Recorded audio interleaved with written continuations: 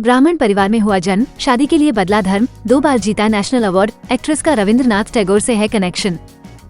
कश्मीर की कली, आराधना, अनुपमा और चुपके चुपके जैसी कई सुपरहिट फिल्मों से इन्होंने अपने फैंस के दिलों में खास जगह बनाई। जिस खास एक्ट्रेस की हम बात कर रहे हैं, उन्हें 2 बार नेशनल अवार्ड से भी नवाजा जा चुका है।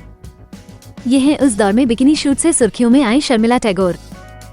60 और 70 के दशक में जब लड़कियां और महिलाओं को कुछ कहने या करने की आजादी नहीं होती थी, उस दौर में इस अदाकार ने वो किया जो कोई दूसरी एक्ट्रेस सोच नहीं पा रही थी। शर्मिला टैगोर कई मामलों में बहुत कुछ पहली बार करने वाली एक्ट्रेस रही हैं। वो मासूम सी एक्ट्रेस जो अदाकारा बनना नहीं चाहती थी, लेकिन फिर जब इस ओर कदम रखा तो उन्होंने अपनी एक अलग पहचान बना ही ली, जिसकी भोली सी सूरत और बड़ी बड़ी आंखों ने पर्दे पर वो कमाल दिखाया कि देखने वाले सिनेमाघरों में उन्होंने देखने के लिए खिंचे चले आते थे। करीब 2 दशक तक वो बॉलीवुड की हाईएस्ट पेड एक्ट्रेस रहीं।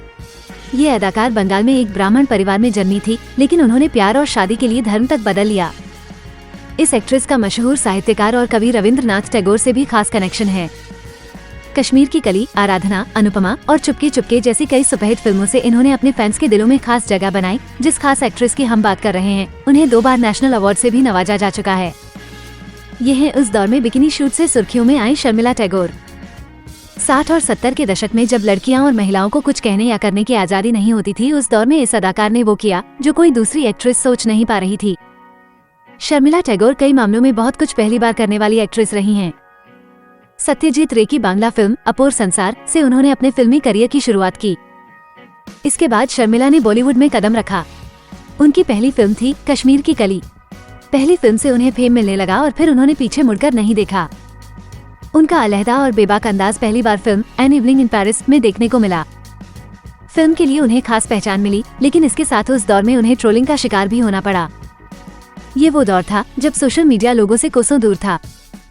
हाल ही में शर्मिला टैगोर कॉफी विद करण में पहुंची थी, जहां उन्होंने इस फिल्म से जुड़े किस्से का जिक्र सुनाया। उन्होंने कहा कि 1967 में आई शक्ति सामंता निर्देशित इस फिल्म के लिए उन्हें बिकिनी में शूट करना था। ये उस समय के लिए बहुत बड़ी बात थी। पहली बार कोई एक्ट्रेस 2 पीस में पर्दे पर आने वाली थी।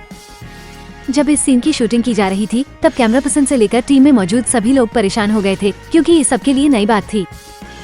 शर्मिला ने इस बातचीत में बताया था कि उन्हें आज भी वो दिन याद है जब कैमरामैन ने उनसे पूछा कि आप अगले सीन के लिए क्या पहनने वाली हैं, और मैंने अपने पर्स से 2 पीस निकालकर बाहर रख दिया और बताया कि ये पहनने वाली हूँ।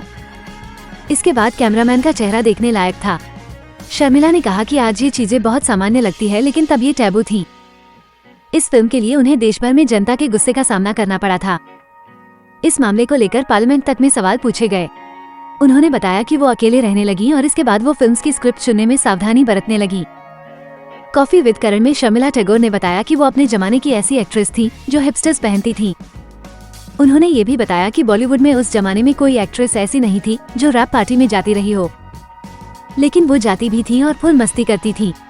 मशहूर क्रिकेटर मंसूर अली खान के प्यार में पड़ी शर्मिला ने अपना धर्म बदलकर उनसे शादी की थी, और सास के आने की खबर को सुनने के बाद उन्होंने आनंद फानन में अपनी सास के डर से अपने ड्राइवर को भेजकर बिकिनी पोस्टर हटवाए थे। शर्मिला टैगोर के बारे में एक खास बात और है जो शायद आपको पता न हो। वो मशहूर साहित्यकार और कवि रविंद्रनाथ टैगोर के परिवार से हैं। वो रविंद्रनाथ टैगोर के छोटे भाई की नातिन हैं।